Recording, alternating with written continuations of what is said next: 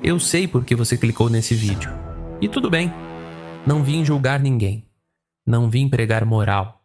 Não vim te dizer como viver. Vim abrir um arquivo. Um arquivo que nenhum banco quer que você veja. Que nenhum guru financeiro teve coragem de montar dessa forma. Que nenhum pai sentou com o filho e mostrou antes que fosse tarde demais. Esse arquivo tem um nome. Chama custo real da vida que você está vivendo. E o que ele revela vai mudar a forma como você olha para cada real que passa pela sua mão a partir de hoje. Fica comigo, porque o que vem nos próximos 40 minutos vai ser muito mais perturbador do que qualquer coisa que você esperava encontrar quando clicou nesse título. Vamos começar pelo começo. Existe no Brasil um fenômeno que eu chamo de pobreza invisível. Não é a pobreza de quem não tem o que comer. Não é a pobreza de quem não tem onde morar. É a pobreza de quem ganha razoavelmente bem, trabalha a vida toda e chega aos 40 ou 50 anos sem ter absolutamente nada para mostrar pelo tempo que passou trabalhando. Esse tipo de pobreza é o mais cruel de todos, porque ela não aparece no rosto, não aparece na roupa, não aparece na conversa. Ela aparece só quando você para e faz as contas. E a maioria das pessoas nunca para fazer as contas. Porque no fundo tem medo do que vai encontrar. Hoje você vai fazer as contas. Comigo. Com dados reais. Com números que você pode verificar. Com situações que você vai reconhecer porque já viveu ou conhece alguém que viveu. Vou te contar a história de dois homens. Carlos e Roberto. Mesma idade. Mesmo salário. Mesma cidade. Mesma classe social, resultados completamente diferentes. E a diferença entre eles não é sorte, não é herança, não é oportunidade. É uma série de decisões pequenas que parecem não custar nada, mas que ao longo de 16 anos custaram quase R$1 milhão. R$1 milhão que um deles tem e o outro não tem. Mas antes de entrar na história deles, preciso te mostrar o contexto. Preciso te mostrar o sistema que foi construído para que você nunca pare para fazer essas contas. O Brasil é um país de consumo imediato. Não é opinião, é dado. O brasileiro médio tem taxa de poupança de menos de 4% da renda. Isso significa que de cada R$100 que entram, menos de 4 ficam. Os outros 96 vão embora. Em contas, em consumo, em gastos que parecem necessários, mas muitas vezes não são. Compare com a China, onde a taxa de poupança média é de 45%, com a Coreia do Sul, onde é de 36%, com a Alemanha, onde é de 21%. O brasileiro médio poupa menos do que qualquer grande economia do mundo. Por quê?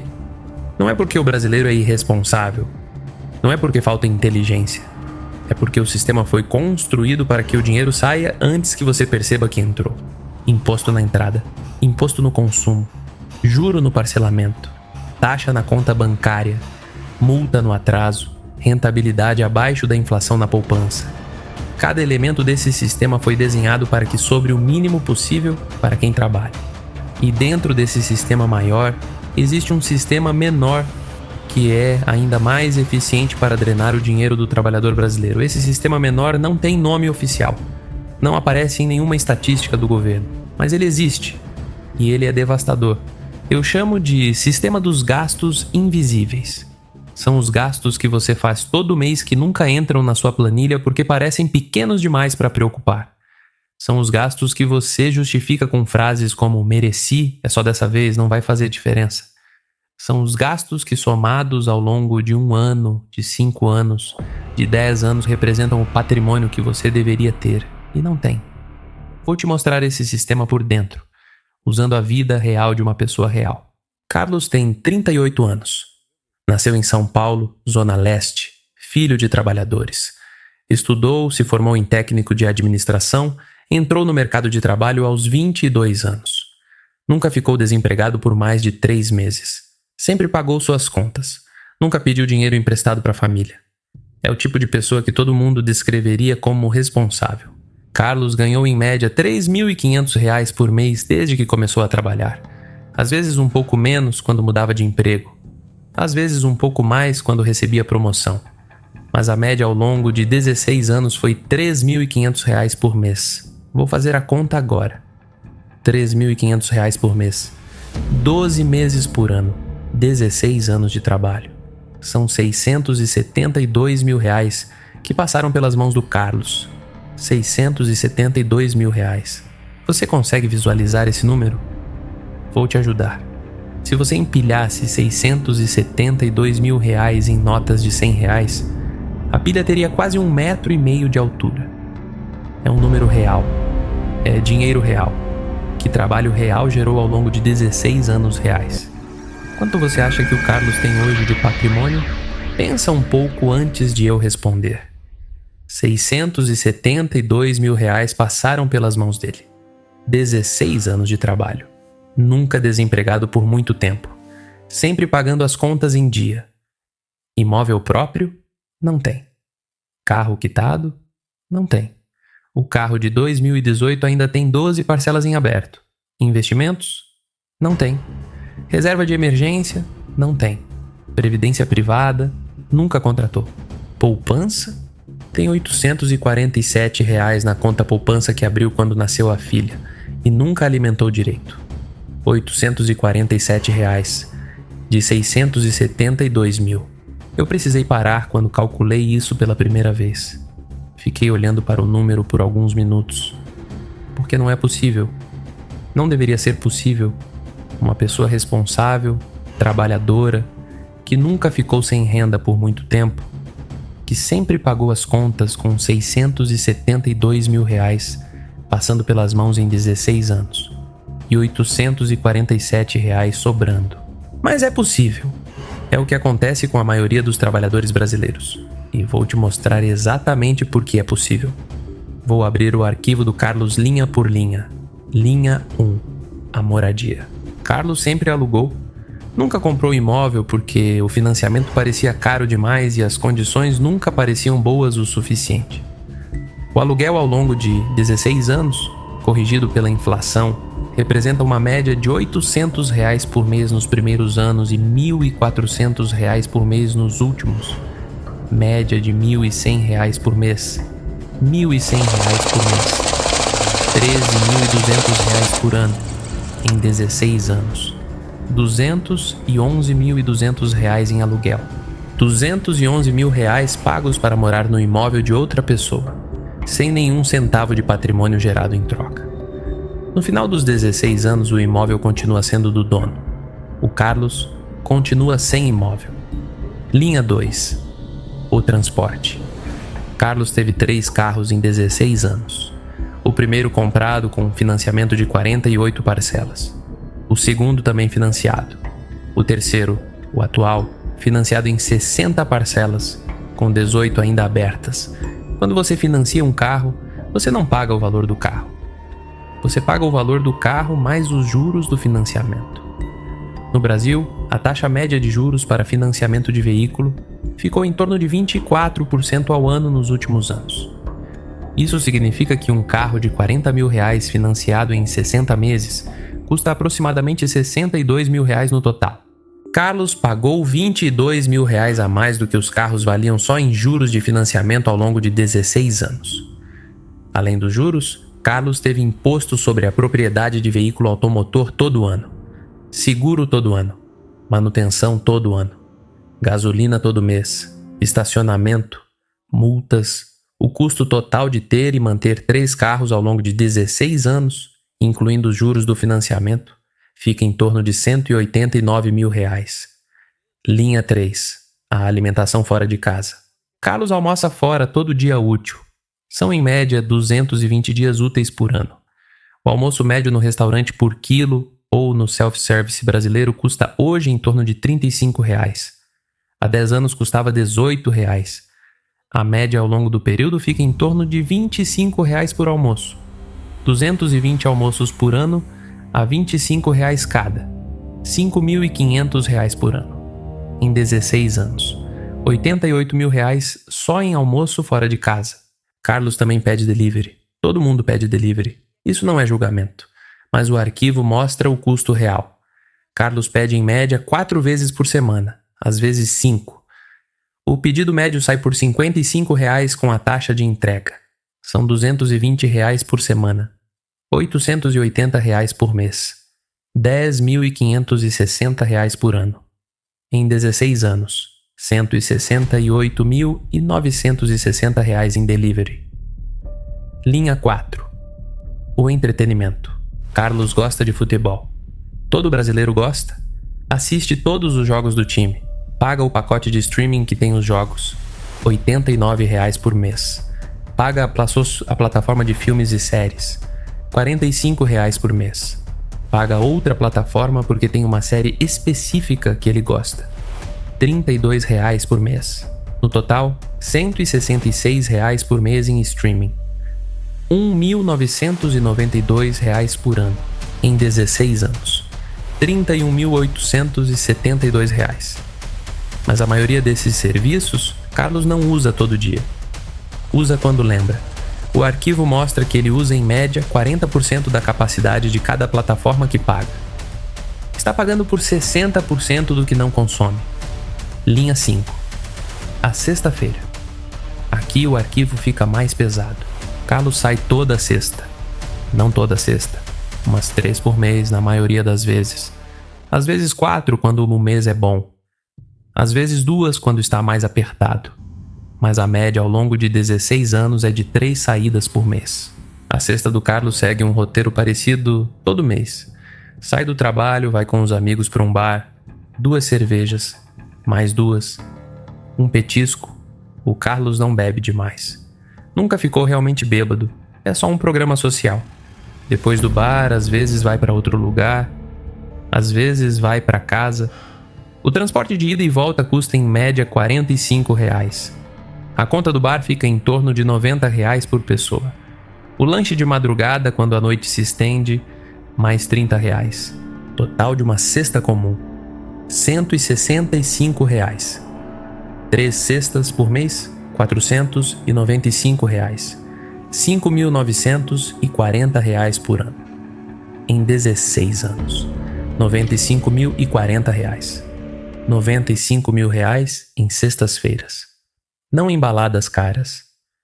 Não em restaurantes sofisticados, em bares comuns, em cervejas comuns, em noites que parecem não custar nada. Linha 6. As apostas esportivas. Carlos começou a apostar por causa dos amigos. Todos apostavam. Todo jogo tinha bolão. Depois veio o aplicativo.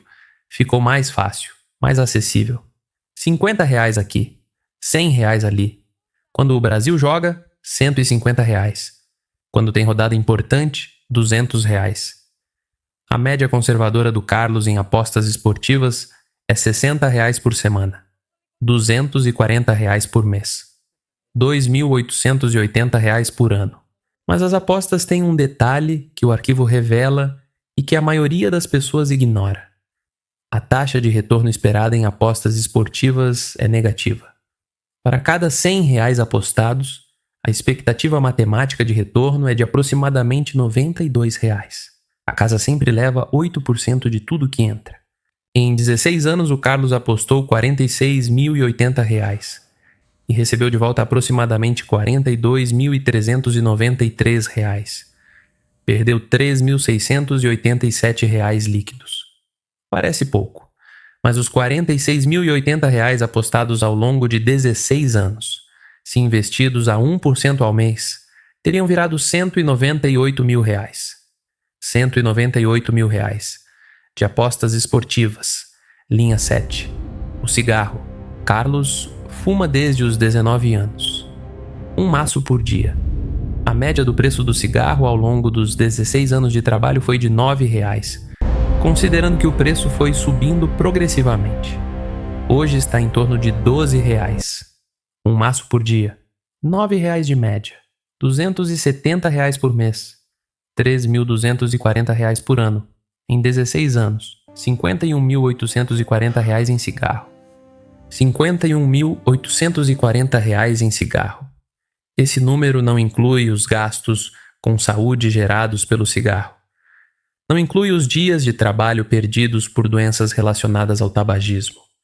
Não inclui o aumento no custo do plano de saúde ao longo do tempo, só o valor das carteiras de cigarro. Linha 8. A Casa das Primas. Esse é o item que deu nome ao vídeo. E eu vou falar sobre ele com a mesma frieza que falei sobre todos os outros. Porque no arquivo do Carlos, esse item não é diferente dos outros. É só mais uma linha, mais um número. Carlos frequenta a casa das primas desde os 24 anos. Não com muita frequência, uma vez por mês em média, às vezes menos. O valor médio gasto por visita, incluindo o transporte, fica em torno de R$200. R$200 por mês, R$2.400 por ano. Em 14 anos, considerando que começou aos 24.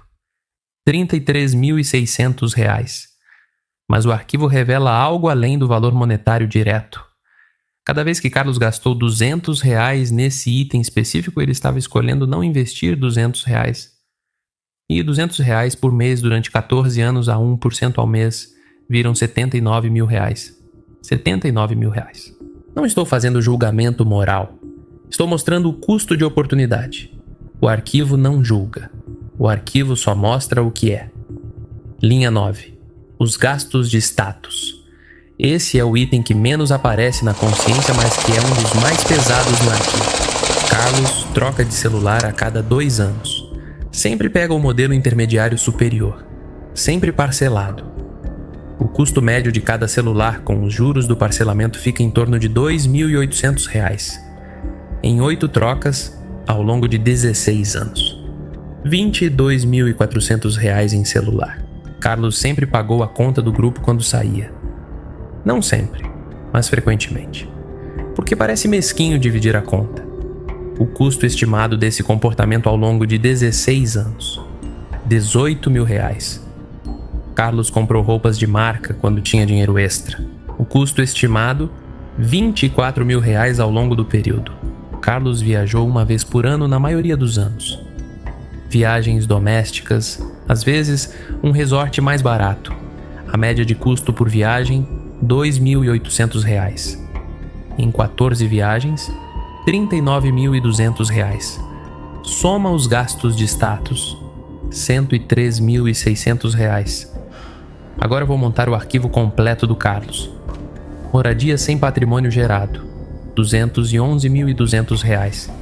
Transporte com juros e custos, R$189 mil. Alimentação fora e delivery, R$256.960. Entretenimento e streaming, R$31.872. Sextas-feiras e saídas, R$95.040. Apostas esportivas, R$46.080. Cigarro, R$51.840. Casa das primas, R$33.600. Gastos de status, R$103.600. Total, R$1.019.192. R$1.019 mil. Mas espera, o Carlos ganhou R$672 mil em 16 anos. Como os gastos somam mais de R$1 milhão? Porque algumas categorias incluem custos de longo prazo e juros. E porque alguns gastos foram financiados com cartão de crédito e parcelamentos que aumentaram o custo real de tudo. O arquivo está correto. O Carlos gastou mais do que ganhou e a diferença foi financiada com dívida, que gerou mais juros, que gerou mais dívida. É por isso que ele tem R$847 na conta. Agora vou fazer o cálculo que vai te fazer sentar. Não vou calcular o custo de oportunidade de cada gasto individualmente. Vou pegar um valor fixo mensal que o Carlos poderia ter investido se tivesse feito escolhas ligeiramente diferentes. Não escolhas radicais. Não abrir mão de tudo. Só escolhas um pouco diferentes. Se o Carlos tivesse investido R$500 por mês desde o início da carreira, a 1% ao mês, que é o rendimento básico de qualquer investimento conservador no Brasil, quanto ele teria hoje? R$500 por mês durante 16 anos a 1% ao mês. R$231 mil. Se tivesse investido R$1.000 por mês. R$462 mil. Se tivesse investido R$1.500 por mês, que é aproximadamente o que ele gastou só em alimentação fora e delivery. R$693 mil. R$693 mil. Construídos com o dinheiro que foi embora em almoços e aplicativos de delivery. Mas vou além. Se o Carlos tivesse investido a diferença entre todos os gastos que podia ter cortado ou reduzido sem destruir a qualidade de vida, a média ficaria em torno de R$ 2.200 por mês. R$ 2.200 por mês durante 16 anos a 1% ao mês. R$ 1.017.000, mais de R$ 1 milhão.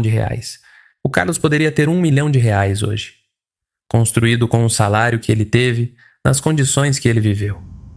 Sem herança, sem sorte, sem oportunidade especial. Mas ele tem R$ 847. A diferença entre R$ 847 e R$ 1.017.000 não é salário, não é inteligência, não é sorte. É a soma de decisões pequenas tomadas ao longo de 16 anos que pareciam não custar nada. Roberto tem 40 anos. Conheceu o Carlos na escola técnica. Estudaram juntos. Se formaram no mesmo ano. Entraram no mercado de trabalho com 6 meses de diferença. O salário de Roberto ao longo dos anos foi quase idêntico ao do Carlos. Às vezes um pouco mais, às vezes um pouco menos. A média também ficou em torno de R$ 3.500 por mês. Roberto tem hoje R$ 487.000 em investimentos. Um apartamento quitado avaliado em R$ 280.000 e um carro quitado. Roberto não é um gênio das finanças. Não leu todos os livros de investimento. Não fez mestrado em finanças. Roberto fez uma coisa. Uma única coisa diferente do Carlos. Roberto decidiu aos 24 anos que ia pagar a si mesmo primeiro. Todo mês, antes de pagar qualquer conta, antes de ir a qualquer bar, antes de fazer qualquer gasto, Roberto transferia R$ 700 para uma conta de investimento separada. Uma conta que ele configurou para não ter cartão associado. Uma conta que ele só acessava pelo aplicativo de investimentos. R$ 700. Todo mês, antes de tudo. Nos primeiros anos foi difícil. Teve meses que ficou apertado. Teve meses que pensou em cancelar a transferência automática. Mas não cancelou, porque tinha uma regra que nunca quebrou. Se a transferência automática cancela, o dinheiro some em outras coisas. Então nunca cancelou. Com o tempo ficou mais fácil. O Roberto aprendeu a viver com o que sobrava depois dos R$ 700. Ajustou os outros gastos, não abriu mão de tudo. Ainda saía nas sextas, ainda comia delivery, ainda tinha entretenimento. Só fazia com o que sobrava depois da transferência. Em 12 anos de investimento consistente a taxas médias de 1,2% ao mês, os R$ 700 mensais do Roberto viraram R$ 487.000. R$ 487.000. E o Roberto usou parte desse patrimônio acumulado para dar entrada em um apartamento. Financiou o restante por 15 anos com a parcela equivalente ao que pagava de aluguel. Quitou com antecedência usando parte dos investimentos que continuaram crescendo. Hoje o Roberto tem o apartamento quitado, tem os investimentos, tem o carro quitado e ainda investe mensalmente porque o hábito de pagar a si mesmo primeiro nunca parou. A diferença entre Carlos e Roberto não é quanto ganharam. É uma transferência automática de R$ 700 por mês aos 24 anos. R$ 700 que o Carlos também poderia ter separado, mas não separou. Porque sempre tinha uma razão para não separar. Uma conta inesperada, uma oportunidade de compra, uma noite com os amigos, uma decisão que parecia pequena demais para fazer diferença, mas que ao longo de 16 anos fez toda a diferença do mundo. Existe um conceito em finanças que Albert Einstein teria chamado de a 8ª maravilha do mundo. Não sei se ele disse isso de verdade, mas o conceito é real e é chamado de juros compostos. Juros compostos significa que o seu dinheiro gera juros, e esses juros geram mais juros, e esses juros de juros geram ainda mais juros. É um processo exponencial que parece lento no começo e fica assustadoramente rápido com o tempo. Vou te dar um exemplo concreto. Se você investir R$ 100 hoje a 1% ao mês, depois de um ano você tem R$ 112,68. Depois de 5 anos você tem R$ 181.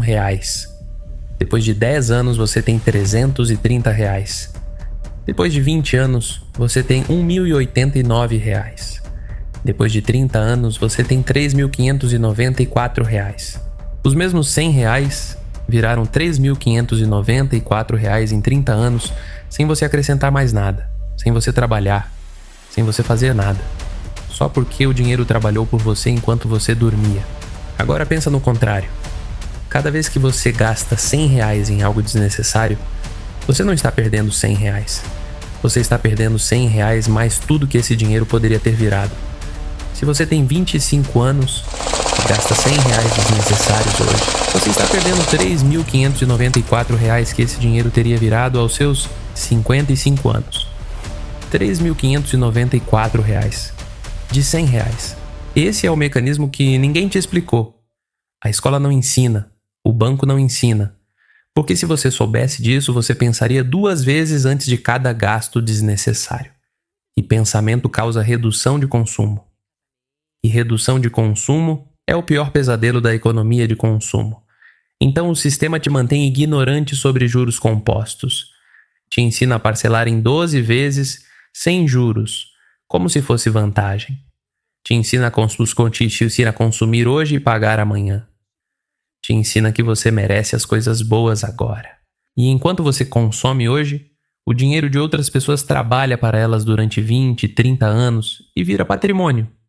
Vira imóvel, vira aposentadoria, vira liberdade. Se você está ouvindo isso e se reconheceu no Carlos, precisa ouvir o que vou te dizer agora com atenção. Não é tarde. Para a maioria das pessoas que está ouvindo esse vídeo, não é tarde. O melhor momento para ter começado a investir foi 10 anos atrás. O segundo melhor momento é agora. Esse clichê existe porque é verdade. E a matemática dos juros compostos confirma isso. Vou te dar 4 ações concretas que você pode começar a executar hoje. Não amanhã, hoje. Ação número 1. Abra o extrato dos últimos 3 meses agora. Pega o celular. Abre o aplicativo do banco. Vai nos últimos 3 meses de extrato. Some tudo que não é conta fixa obrigatória. Aluguel, luz, água, internet, plano de saúde. Esses ficam fora. Tudo que é gasto variável, some. O número que você vai encontrar vai te surpreender. Provavelmente vai ser entre 40% e 60% da sua renda. Esse é o dinheiro que tem potencial para virar investimento. Ação número 2. Defina um valor fixo para investir antes de gastar. Não depois de pagar todas as contas e ver o que sobra. Antes. O que sobra depois de pagar tudo nunca vira investimento. Sempre aparece uma razão para gastar. A única forma de investir de verdade é separar antes. Esse valor pode ser R$100, pode ser R$50, pode ser R$300. O valor não importa tanto quanto a consistência. R$100 por mês durante 20 anos a 1% ao mês viram R$98 mil. Quase R$100 mil de R$100 por mês. O valor importa menos do que o hábito. Ação número 3. Automatize. Configure uma transferência automática para acontecer no dia seguinte ao seu dia de pagamento, para uma conta separada da que você usa no dia a dia. Preferencialmente uma conta de investimento, uma conta de certificado de depósito bancário ou um fundo de renda fixa. Automatize porque decisão manual falha. Todo mês vai aparecer uma razão para não transferir. A automação remove a decisão da equação. Ação número 4. Calcule o custo de oportunidade antes de cada gasto grande. Não de cada cafezinho. Mas quando for comprar um carro financiado, quando for parcelar um celular, quando for fazer uma viagem no cartão de crédito, para e calcula quanto esse dinheiro viraria em 10 anos investido. Se ainda achar que vale a pena depois de ver o número, faz. Se não achar, não faz. Vou terminar com a coisa mais importante que tenho para te dizer. A diferença entre Carlos e Roberto não é disciplina, não é força de vontade, não é inteligência financeira. É uma decisão. Uma única decisão tomada num momento específico que mudou o teu resultado de 16 anos de trabalho. Roberto não é mais disciplinado que Carlos. Roberto também quer sair nas sextas. Roberto também sente vontade de gastar quando recebe o 13º. Roberto também tem desejos e impulsos que empurram para o consumo. A diferença é que Roberto criou um sistema que funciona independente da disciplina. A transferência automática acontece antes que o dinheiro esteja disponível para gastar. O dinheiro investido é dinheiro que nunca chegou a ser uma escolha de gastar ou não gastar. Isso é engenharia comportamental. É usar o conhecimento de como o cérebro humano funciona a seu favor, não contra você. O cérebro humano é péssimo para tomar decisões financeiras no momento. É bom para criar sistemas que tomem as decisões certas automaticamente. Roberto criou um sistema. Carlos confiou na disciplina. E a disciplina falha. Sempre. Para todo mundo. A disciplina é o músculo mais fraco que existe quando o dinheiro está disponível e existe uma razão para gastá-lo. O sistema não falha. O sistema funciona enquanto você não o cancela deliberadamente. Você pode ser o Roberto a partir de hoje. Com o mesmo salário que você tem, na mesma cidade que você mora, com as mesmas oportunidades que você tem. A única coisa diferente é um sistema. Uma transferência automática, uma conta separada, uma decisão tomada hoje que funciona por sozinha pelos próximos 20 anos. Esse é o arquivo. O arquivo não julga o Carlos. O arquivo não celebra o Roberto. O arquivo só mostra o que é. O que as decisões pequenas e cotidianas fazem com o patrimônio de uma pessoa ao longo do tempo. O que você faz com esse arquivo a partir de agora é problema seu. Amanhã abro outro arquivo. Vou mostrar o extrato real de quem ganha R$5.000 por mês no Brasil. E como esse dinheiro some antes do dia 20. Se você tem um salário que parece suficiente, mas sempre falta, o próximo vídeo foi feito para você. Se você quer ver esse arquivo, já sabe o que fazer. Os documentos falam por si.